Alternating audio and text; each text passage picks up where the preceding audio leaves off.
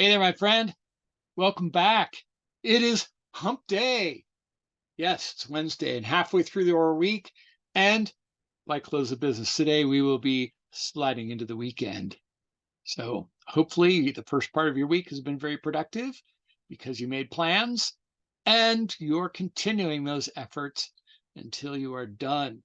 So, that being said, on Monday, we were talking about expectations. What's the deal about expectations? Well, I'll tell you that expectations influence our emotional state, and they work both on a conscious level and a subconscious level. I found out through an experience that they have an impact not only on us emotionally, but they impact us on our own development, our own perspective and understanding of the world. Expectations can influence our emotional state.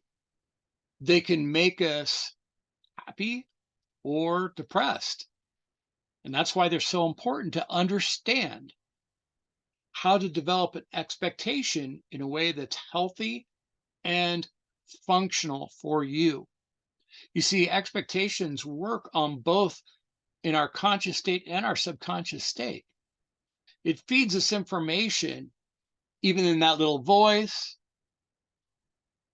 in our heads, or a voice that we can't hear but is still speaking to us.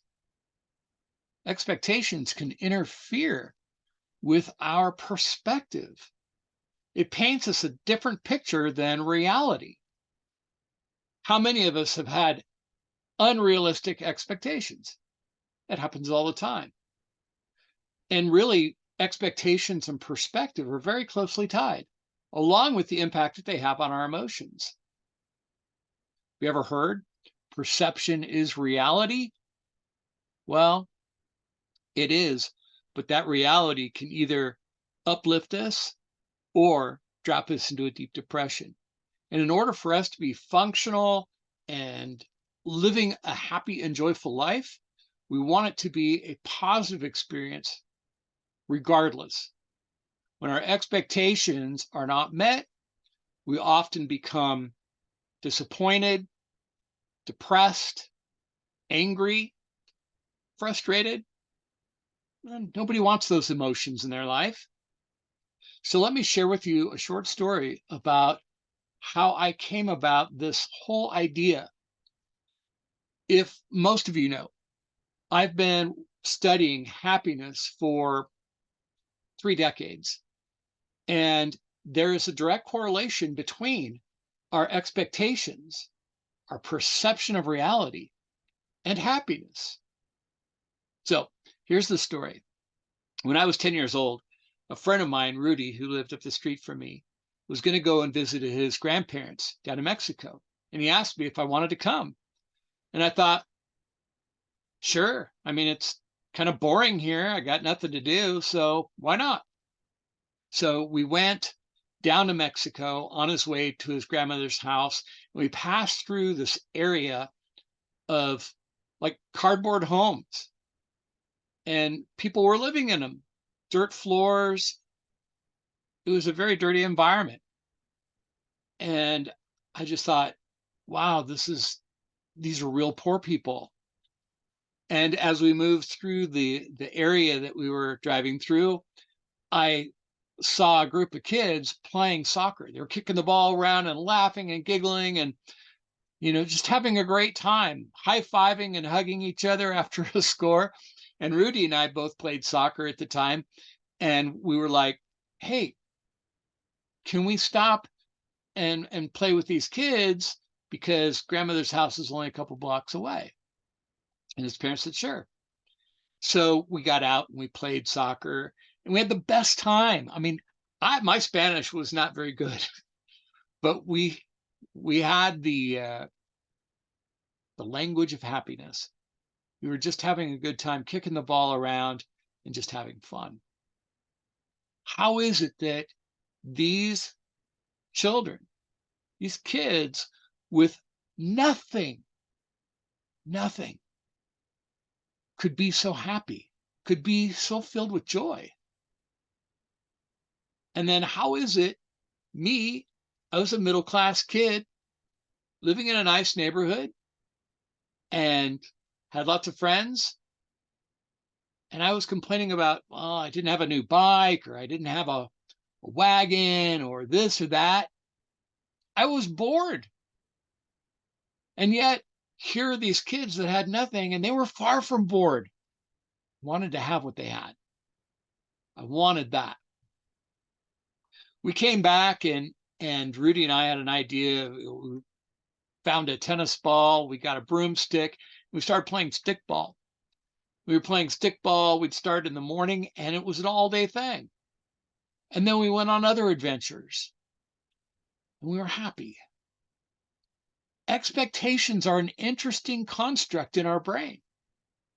And there are three what we call expectation gaps. Well, what are those? Well, number one, there's the imagination gap, where we imagine something being far better than it is in reality. For example, I had, going to Disneyland, that was a big deal. Of course, it's not as expensive then than it is now, but I was getting, oh yeah, we're going to go and do this. We're going to ride every ride, da da da da da, right? And we go there, and the lines are like a mile long. We got to go on just a handful of rides. We had to pick like 3 or 4 of our favorite rides to go on because the lines were just simply too large for us to be able to get on all of them. So the expectation that was created in my imagination was far better than the reality. The opposite can also be true. When we have bad news to give somebody, we have this expectation, oh, they're going to hate me and this is going to, be the end of my life. Exaggerations come into it, right? Because we're talking about an emotional state. We're talking about the limbic system going, just off the rails. And then as it turns out, oh, it was a misunderstanding. We have the courage to have those difficult conversations only to find out that it was not what we thought and things turned out for the better. So, expectations are like a wavy piece of glass in which we view the world. But like I said, they run both consciously and subconsciously. And they can be very destructive if we don't learn how to manage our expectations. So the first gap was our imagination gap, where our mind creates its own story, true or false, good or bad, right or wrong. It is what it is. Now, the second is comparison. My friends, this is a huge epidemic now in the day of social media, where people are posting on their social media pages, you know, beautiful clothes and exotic locations, expensive jewelry, expensive cars, driving back to the mansion. Maybe you got a butler to drive you. I don't know. But we blow up this projection of our life that is bigger than reality, right? Or we see that in someone else's post. Oh man, where are they today? Oh, they're in, Australia, right? They travel the world. They have, look, we don't know the challenges people have. Well, certainly you can have all those things and not have issues in your life. It's possible.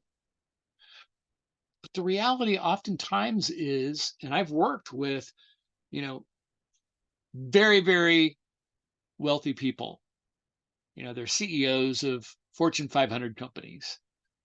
And they have a nice home and a nice car and a nice zip code. But what we don't see are the late nights, the fights with their spouse, the alienation of their children. We don't see the dark side. Nobody puts that on the internet. We see the sparkly, glistening, clean one. And so we compare ourselves. I'm as smart as that person is. How come I don't have those things? And the pursuit of that is a completely different episode. But the reality is, when we talk about the comparison element, and yeah, to a certain degree, the imagination is in there. It has us see things in unrealistic terms. Now, the third one is the memory gap, where we look back at a memory and we either color it very brightly or maybe not, right? There's a dichotomy in all of these things. Our expectations can be very, very high. And if we do everything that we can for the outcome to be what we expect it to be, then we have a right to see that it works, right? But oftentimes we have these expectations without a, an equal amount of effort in seeing that those expectations are met. And then we're disappointed. We're disappointed. So we've got the imaginary gap, right? We've got the comparison gap. And then we've got the memory gap. These can play against us. So, how do we manage expectations? We have to take on a realistic perspective. We have to look at the expectation and say, what are the pros and cons here? What can I walk away with? And what will I need to work through, deal with? What challenges will I need to face? That's the first thing. Realistic focus on outcomes. Understand that greater outcomes require greater efforts. And then don't complain. You're working towards something that you want to have happen, manifest if you want to get a little woo woo on it, right? Things just don't come to you. You create opportunities in which these things come to you. You create realistic expectations, and then you put in the effort to make sure those expectations are realistic. And the last one, look at all things as learning opportunities. Even if things don't turn out the way that you had hoped they would, look back and say, what can I walk away with? What learning experience can I take advantage of so that next time I can manage my expectations better? Expectations are important.